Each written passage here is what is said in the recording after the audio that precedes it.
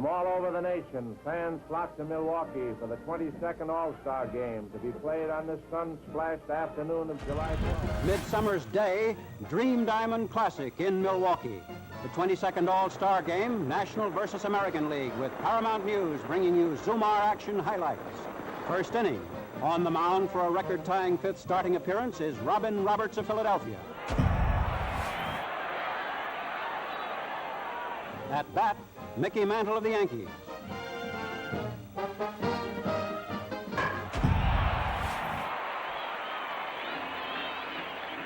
And there it goes, over center fielder Duke Snider's head for a home run.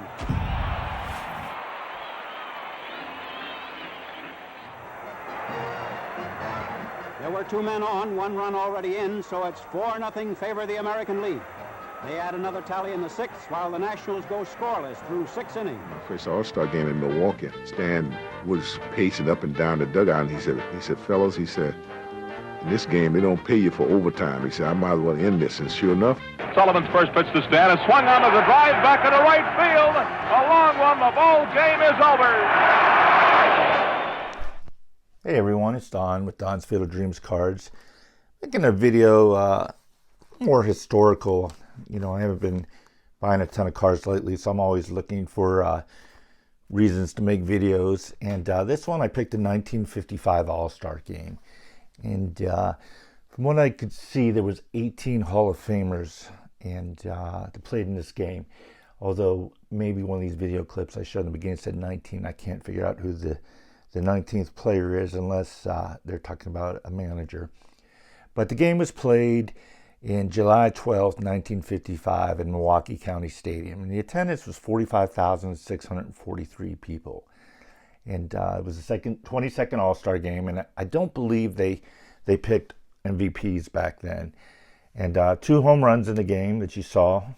Mickey Mantle hitting one off of Robin Roberts, and Stan Musial ending the game in the 12th inning off of Frank Sullivan with a home run. And always loved that piece by Hank Aaron saying, hey, they don't pay us to play extra innings. Let's end this thing here. So the National League won the game 6-5. And the starting lineup, and I just have Hall of Fame cards, so I'm just going to go through the Hall of Fame players I have. So Del Crandall was playing catcher. Ted Kluszewski, first base. Second base, Red Shandings. And if I have a card from 1955, I'm going to show it. If I don't, I'm going to have the closest year, so it might be 55, 56, 54, or not obviously 55, but 56 or 54 if I have one. The third baseman was Eddie Matthews, going with his 1954.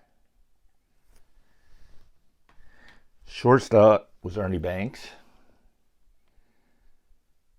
going with his rookie card. The left fielder was Del Enos. Center field, Duke Snider from Brooklyn. Right field was Don Mueller. And the starting pitcher, as you saw, giving up that home run to Mantle, was Robert Roberts. So look at this bench. They had Roy Campanella.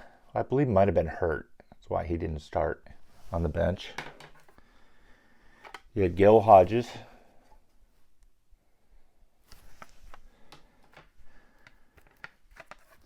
You had, look at this outfield that was on the bench. You had Hank Aaron, Willie Mays, and Stan Musial. That was one heck of an outfield that was sitting on your bench. And the manager of the National League team was none other than Leo DeRocher. So on the American League side, you had Yogi Berra catching. You had Mickey Vernon at first base. Second base was Nellie Fox.